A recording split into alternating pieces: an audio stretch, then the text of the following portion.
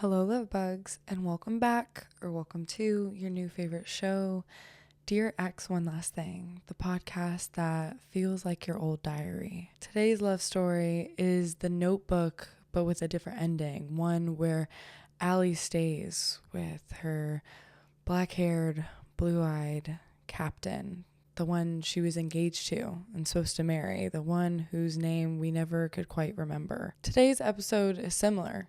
A story of how reality often takes over fairy tale. Though today's episode is on the shorter side, I think that's for the best. Any more detail might leave us all sobbing. Before we dive into today's story of what could have been, and some probably argue what should have been, I want to share some exciting news with you, the listeners, especially the loyal ones. I wanted to have a little check-in with you as not just your host, but as your friend, as a fellow creative, as a 20-year-old who is putting themselves out there, following their passion and dreams, and just keep you up to date, give you a little look inside my head, give you a little peek behind the scenes. We have some rebranding coming along for the podcast. Come season 3, which will be in 2 episodes, there's going to be a little bit of change. And I know it's probably not as exciting to anyone as it is to me because this podcast is my child. But if you've ever been very passionate about a project, especially one that you've stuck with, you know how rewarding it is to hit these different milestones and watch your creation come more and more to life and watch your ideas manifest into something very physical. And this podcast, from the moment I thought of it, laying down in bed, trying to sleep, from the moment I thought of it, I got so passionate about bringing it to you guys, bringing it to life and letting others in on it. And I've always known it's something very important. And now it's just starting to feel even more real to myself and to the world. And I'm just incredibly excited to share it. I'm incredibly excited to roll it out. And it's been very hard for me to wait. But we only have 2 more episodes, being that every season is 15 episodes, and this is episode 13. The reason that every season is 15 episodes is it's very close to every quarter of the year, give or take. And I think it's a good amount of time to see how we've changed, how we've grown, and to keep our check-ins quite regular. And not just get so caught up in other people's stories, but to stop and reflect on our life, the story that we are writing and living right now. Recently working in depth on the podcast, on the rebranding, on what I want for the image and how I want this podcast to kind of comfortably and smoothly take on a life of its own in media, has just reminded me of my passion for this project. It's reminded me of why I started any of this in the first place, why I started podcasting in the first place. And it's really just made me so incredibly grateful to every single person that listens, that supports, that cares, that pushes me and inspires me. It just has made me incredibly grateful for the circle of people that I'm around, both in person and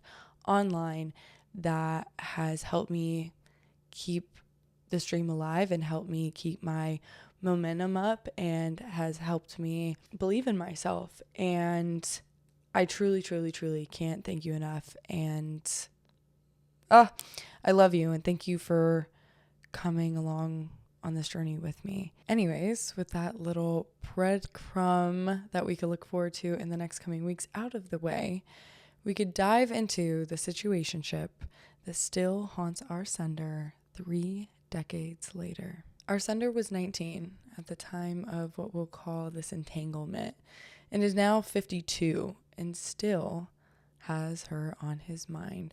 Our sender met, we'll call her the ex for simplicity purposes.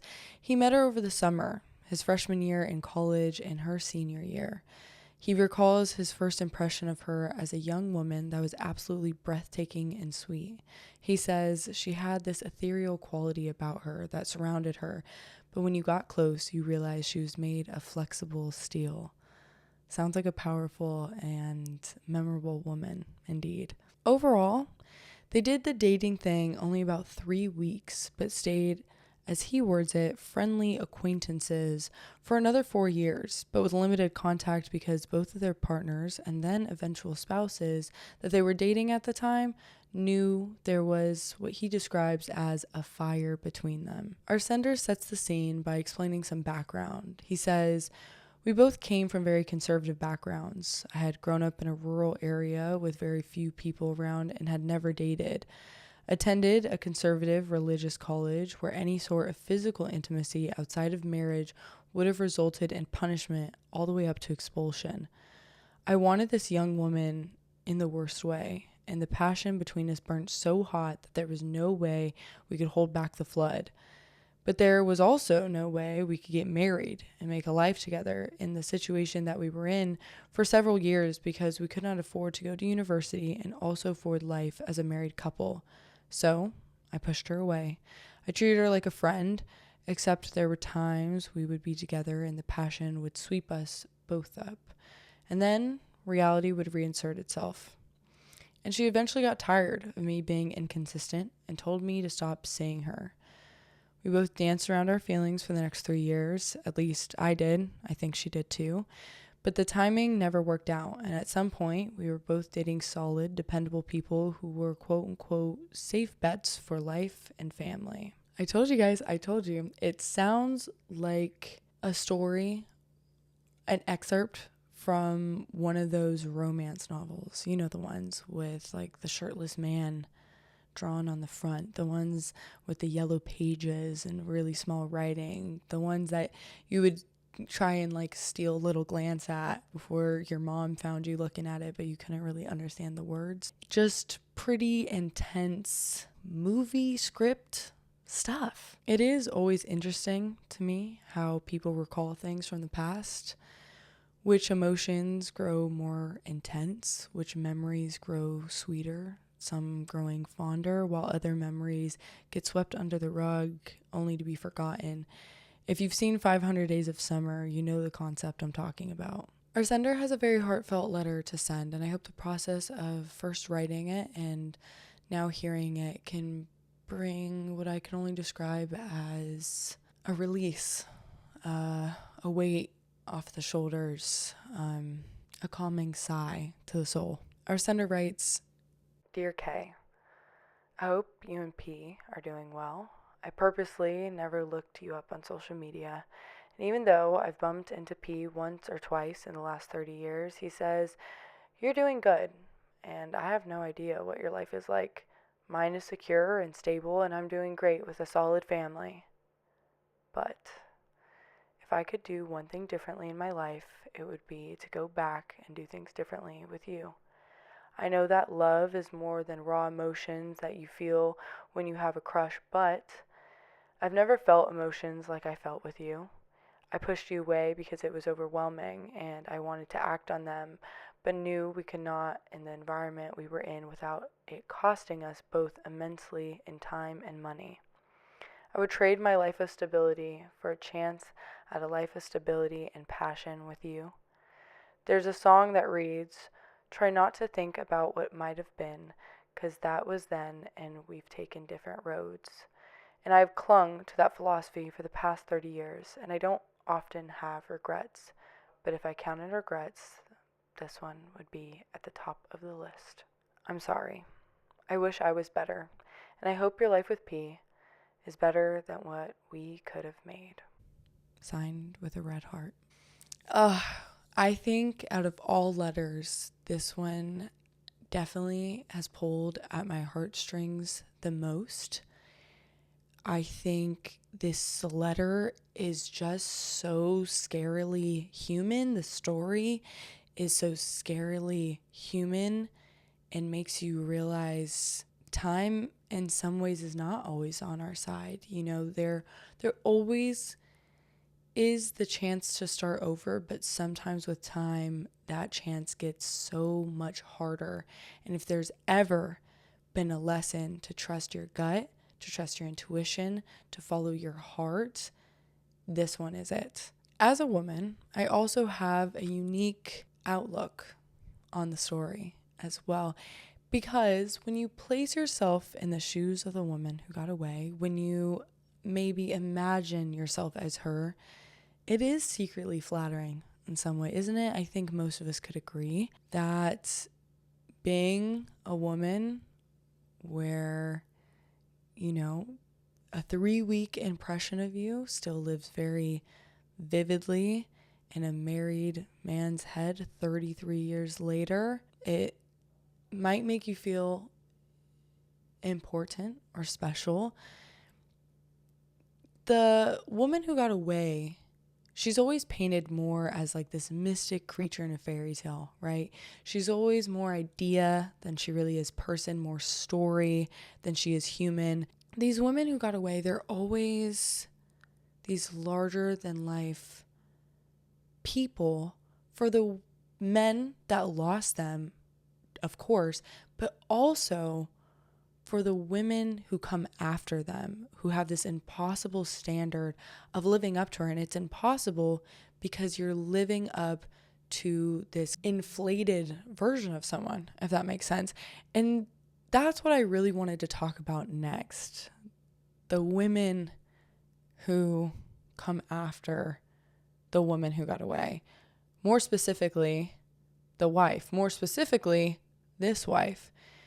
It's admittedly, shamefully, one of my biggest fears to be a wife to a man who never made peace with the woman in his past that he lost.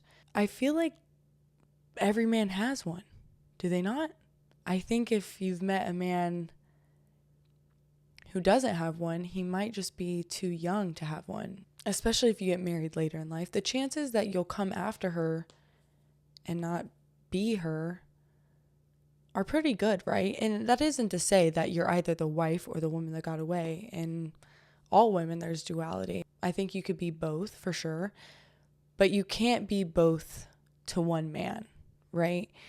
And maybe it's childish. Maybe I need to grow up, see the world for what it really is, take off my rose-colored glasses. But if I have a husband, I want utter devotion. I want dancing in the kitchen. I want always consciously and graciously choosing each other first, no matter who came before, no matter who comes now, and no matter who comes after. I don't want just partnership. I want love. I don't want just settling. I want thriving. And is that realistic for decades of marriage? I really don't know. What I do know is the thing about the woman who got away is, pessimistically, I don't think she keeps all that aura when a man marries her. Maybe she does for the men in the past who don't know her, but for that man, her humanness will always start to come out after days and months and years of living with each other, the sick days, the low moments, all of it. All of it starts to come together just to create a person. Something she always was, but was never really allowed to be in this label of the woman who got away. And I know men will hear this, men will think of their woman who got away, and they'll think, I don't care. I'll always be obsessed. I'll always be mesmerized. And maybe that's true. But how can you promise that? How can you promise to always see her the way you once did? I don't think that you can. There's no way to unsee things you've already seen. There's no way to go back to things the way that they once were. And so as a woman, I know the pressure of wanting to be loved fully and wholly, but wanting to keep the mask on as well. And sometimes it is better to cut it short for that reason.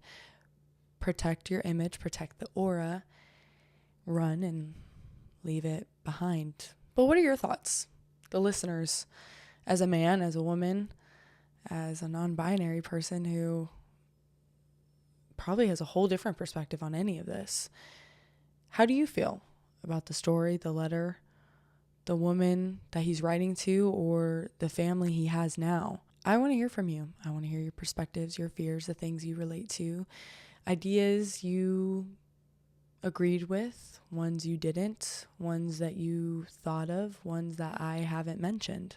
To the sender, though, most importantly, know that I am grateful for you, incredibly, utterly, intensely grateful for you for this story that upon hearing it will change the lives and perspectives of many. It did for me, whether you realize it or not. I want to thank you for sharing your life, your vulnerability, your story, and I'm sure there are so many more men specifically that relate so deeply to this, more than you know. As I said before, I hope this episode was able to offer you some sort of comfort and possibly ease your mind and heart moving forward and provide you with a small sense of peace. As always, though, thank you for listening. Thank you again for supporting me, especially so early in this journey. I need more stories for season 3. I want it to be packed with action, with love, with heartbreak, with lust. I want it to be angry and sad and dramatic and apologetic and spiteful. I want it to be everything all at once, all the time. So send it in. Send all your stories in. Send all your letters in. Whether you're in the right, whether you're in the wrong, I don't care. I'm your messenger. I want this platform to be a place you don't have to put a mask on. You don't have to perform. You don't have to sell an image. Say what you want without feeling bad. I just want it to be a cozy little corner of the internet that you feel like is yours, where you could show up 100% you unapologetically. No prefacing, no preparing, no explaining. If that interests you, please visit the Instagram at DearX1LastThing, no dots, spaces, or underscores, and click the link in bio. And I think I'm going to start including that Linktree link below as well. So keep an eye out for that. And that concludes episode 13. Keep up that no contact. Don't text your ex. Instead, text me instead. Until next time, love, Mia Rose.